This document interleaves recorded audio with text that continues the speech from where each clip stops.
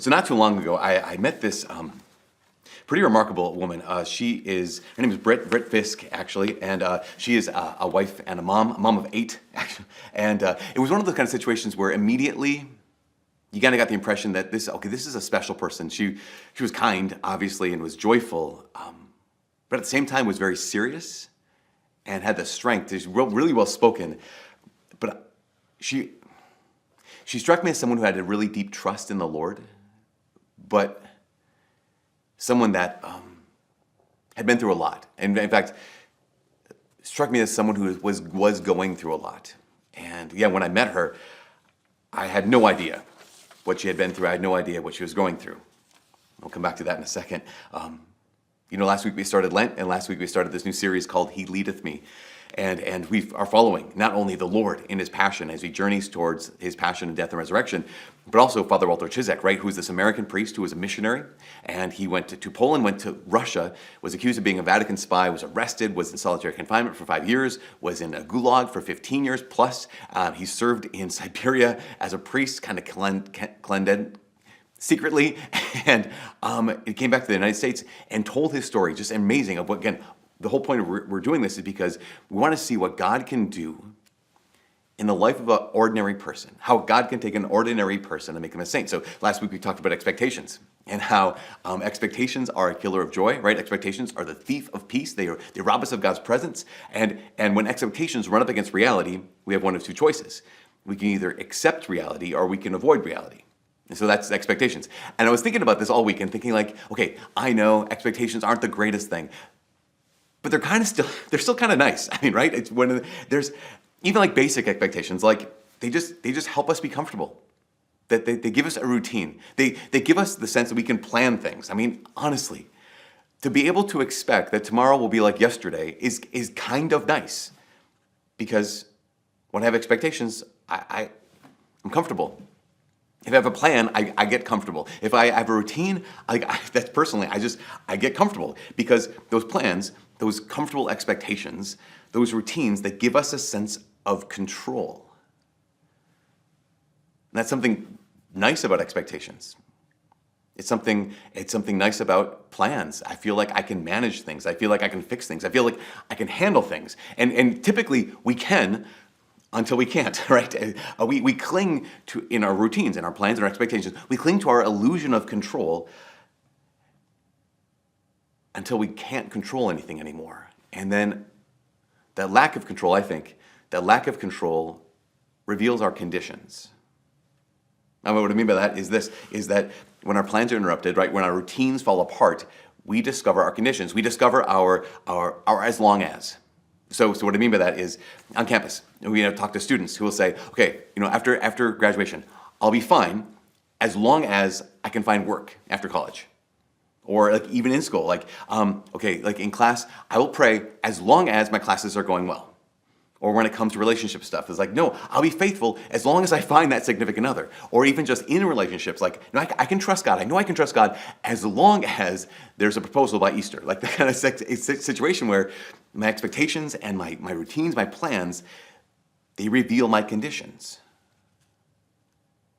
And Britt, this wife and mom, she talks about this. So as I mentioned, Britt is a mom of 8, open to life. She's a faithful Catholic woman. She has homeschooled her kids, and just really passing on the faith and the love and the joy of knowing Jesus Christ. She and her husband run a ranch where she said their cattle and their kids run free on this ranch.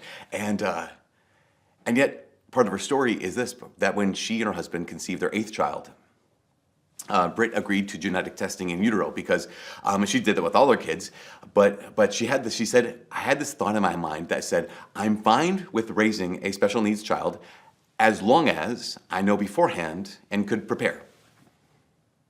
That's the first kind of condition there, right? It turns out that when little Agnes Mary Madeline was born, she had a thing called lumbar syndrome. The doctor, when they took an MRI of Agnes, the doctor said he'd never seen a more complicated MRI. Not only did Agnes have these ulcers and this skin condition, was in constant pain, how Britt describes it is that what caused the pain was something called a chaotic lipoma, which is this fatty tissue enveloping Agnes's spinal cord as a newborn. And she was constantly in pain, constantly crying. The procedure they were looking at was to detether the lipoma from Agnes's spinal cord. It was super risky, super complicated. Not every doctor would even consider doing this. So that's going on. All this pain and this newborn baby. At the same time, a couple months before Agnes was born, Britt found a lump in her chest. And she, when she went to have it looked at, she had her prayer was that, Jesus came to earth to experience human weaknesses in every way imaginable, but he didn't have to live without a mom. And her second condition was this. She says, I can handle this cancer as long as my children don't have to grow up without their mom. It turns out that it was breast cancer, and it was aggressive. And Britt says she always had this game going on, this condition game, basically, where she'd say, okay, I can handle this particular difficult situation, whatever that was, as long as this other thing doesn't happen. So she said, I can handle breast cancer as long as it's early stage. Well, it turns out it had already spread to her lymph nodes. She said, okay, well, I can be in treatment. I can handle treatment as long as it only lasts a year. And when I met her, she had been going on 2.5 years. She said, okay, I can handle Agnes's tethered spinal cord as long as it can be detethered before she becomes symptomatic, only to discover that Agnes might not ever even walk. And when it came to her chemo, she said, okay, I can handle chemo, I can handle this medication as long as it's not what they call the red devil chemo. Now, red devil chemo it's color red, and apparently Britt described it. She said, you watch them push this chemo through the IV because they have to push it quickly, and then you have to suck on ice, hoping that your mouth and esophagus wouldn't erupt in sores. But that's exactly what she had to do. But there's that condition, right? I can handle this as long as that. She said many times the thing that I couldn't handle was the exact thing that happened. She said it was because God knew that I couldn't handle them, but he could. She said I had to stop trying to handle it. I had to stop trying to control it.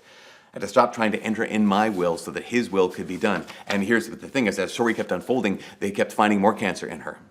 So we had more rounds of chemo, more surgery, more radiation. At the same time, she was going through all this. At the same time, her 4-month-old Agnes was undergoing those detethering surgeries, which all these complications that Agnes was having tough time healing. They discovered she had spina bifida.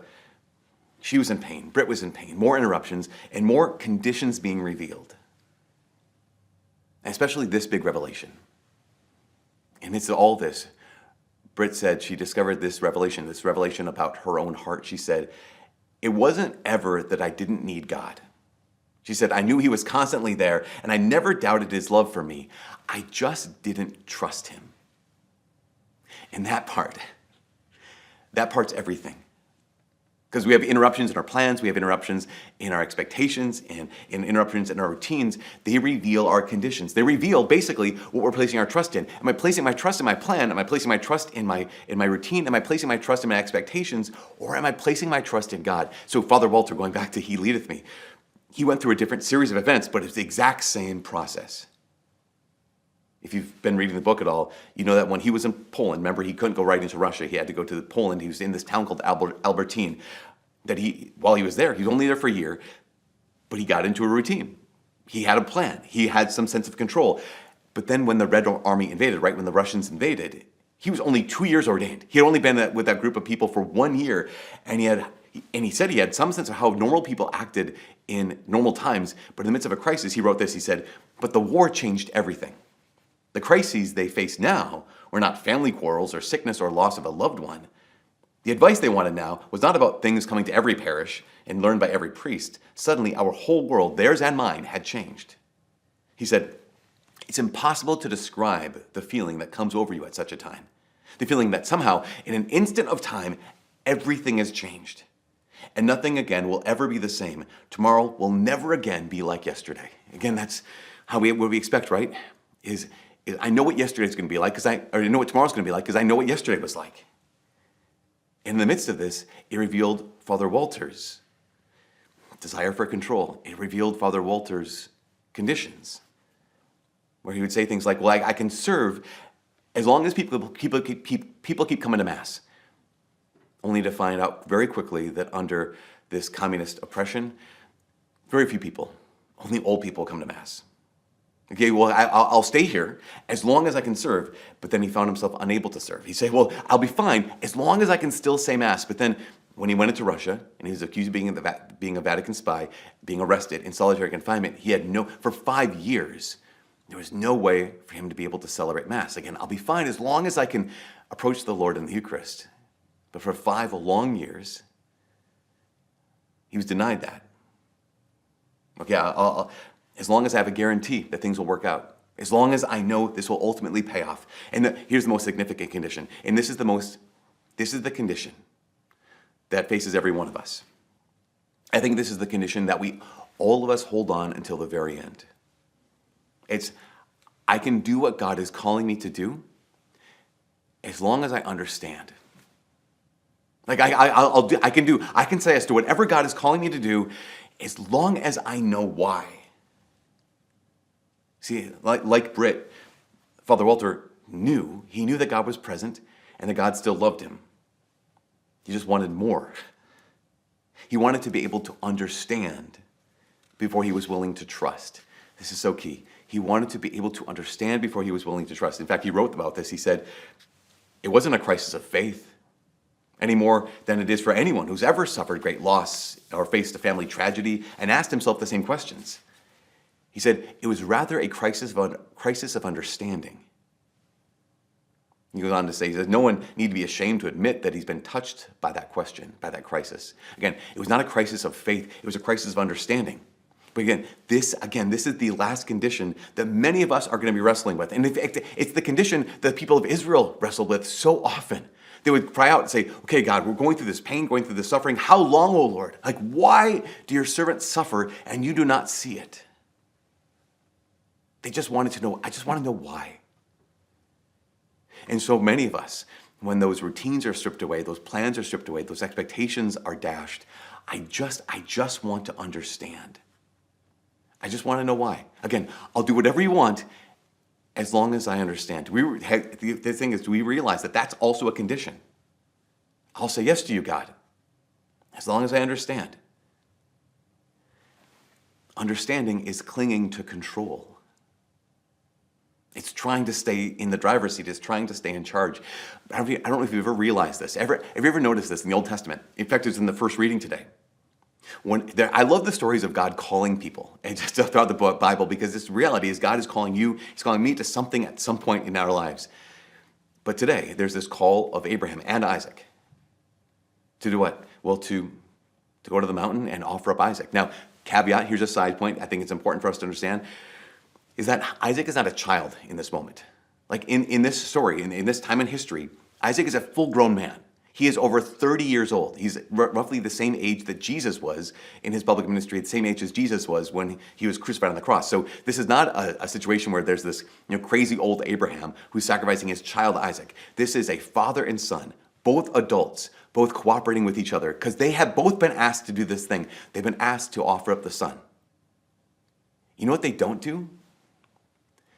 They don't ask why. I notice this about almost every person called in the Bible. You have Moses. God says, Moses, go to Pharaoh. He doesn't ask why. You have David. David gets anointed to be a king. He doesn't say, God, help me understand this first. You have Gideon. Gideon is called to lead the Israelites against the Philistines. He doesn't say why. Esther, who's called to go before the king on behalf of her people, to intercede for them, she doesn't ask why. When Mary, the mother of God, Gabriel comes to her, she asks her a clarifying question, but that question is not why. When Jesus comes into the apostles' lives and he says, come follow me, they don't say why. None of them ask why. None of them say, Lord, I will do what you ask as long as I know the reason why. I will trust you as long as I understand what you're doing. Now, keep this in mind. It's so important for us to understand. Asking why is normal. Like asking why is natural. Asking why is human. In fact, John Paul II, Pope, a couple popes ago, Pope John Paul II, he actually noted that all living beings suffer. He said all living beings experience pain. but only human beings can suffer. What he meant by that is, dogs and cats and every other animal knows pain. But human beings are the only creature that we know that can experience pain and in the midst of it look up and say, why is this happening to me? That kind of suffering is a unique kind of suffering. It's a uniquely human kind of suffering. So again, asking why is not only normal, it's actually good. Because it's an exercise of us being human. Asking why is normal. But needing to know why is just another attempt to cling to control. Needing to know why is just another way to avoid the call to trust. It's another way to avoid the call to surrender. To say, I'll say yes as long as I know why. I will easily say yes as long as I understood. But here's the crazy thing. Trust is not trust if I need to understand before I trust. Say that again. Trust is not trust if I need to understand before I trust. Obviously, that's difficult. But I would say this. In the midst of the call to accept reality, we can ask one of two questions. Again, in the midst of that call, God steps into our lives and says, okay, would you accept this or are you going to avoid it? We can ask one of two questions. One is why? God, tell me why. Help me understand why. The other question is, who's asking? I don't know if you've ever had the experience of a request comes across, for your life or whatever, and at first you're going to push back on this, like, no, I would never do that kind of thing. And someone says, oh, so-and-so wants that. Like, oh, totally, I would totally do this kind of thing. Maybe the example I kept thinking of is maybe you have a coach at some point in your life where you had a coach that you didn't trust. And the experience, I think I've had a couple of times in my life where I had coaches I didn't trust. And so everything that they ask is met with this, like, well, why are we doing this? So it wouldn't even matter if what they were asking was exactly what I wanted to do. You have to justify every decision to me. That's, again, a coach you don't trust, a person you don't trust. No, you have to justify every decision you're making to me. Why? Because I need to understand before I will agree to doing the thing you're asking me to do. Now contrast that with a coach you do trust. So years and years ago, like so long ago, it's almost another lifetime. I used to do a lot of endurance stuff. And at one year, actually 2 years, I did this race called the 24 Hours of Telemark. So it's a 24-hour cross-country ski race. And so yeah, it starts at 10 a.m. and you finish the next morning at 10 a.m. You just ski for 24 hours. So when I was training myself, I felt like I was never going to be done. I felt like I would never, no matter what I did, it was never enough, right? So I'd go out and ski for like 6 hours and I'd get done skiing. I mean, honestly, ski for 6 hours and I get done and I'd be like, wow, that is 1/4 of the race. There's no way I can be prepared for this. Until I asked my sister for help. So my sister is just, not only is she really a great athlete herself, she's a great coach. She has a degree in exercise physiology. She worked at the Olympic Training Center in Finland with cross-country skiers. She's a personal trainer. Like she knows she knows training techniques, right? She knows training tactics. She said, hey, I will drop a plan for you. And she wrote it all out. She said, if you follow this plan, by the time you get to race day, you'll be ready to go. And I trusted her. So I looked at the plan and just did exactly what she said. If there's a day she would say, go hard, I would go hard. If there's a day that she would say, okay, I want you to ski for 6 hours, take a 4-hour break, then ski for another 4 hours, I would do that. If she said, today's a rest day, I would gladly, absolutely rest on that day. Why? Because I trusted her. She didn't have to justify herself to me. She didn't have to tell me why, because I knew who. She didn't have to tell me why she was asking me to do this, because I knew who was asking. And this is the heart of the second reading today. St. Paul, writing to Christians, he says, if God is for us, who can be against us? He who did not spare his own son, but handed him over for us all, how will he also not give us everything else along with him? Basically, St. Paul is saying that God is good. How good is he? He is so good that even in the midst of your pain, he's experienced more. Even in the midst of your suffering, he's experienced more. Even in the midst of the greatest trials of life, God the Father did not withhold his only Son from being overwhelmed by life. So you can trust him. I think it's also why in the gospel, when the Lord God, the Father, speaks over the Son, he says, this is my beloved Son, listen to him. I think it's important. He doesn't say, listen to him if you understand what he's asking you. He just says, listen to him, which means you can trust him. And that's what God is calling every one of us to do. If I need to know why, I will never know trust. I'll be constantly clinging to expectations and my routines and my plans. I will constantly be clinging to control.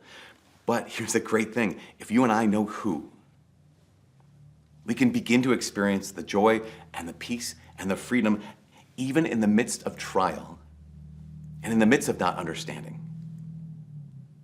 And this is the last thing. Questions are normal.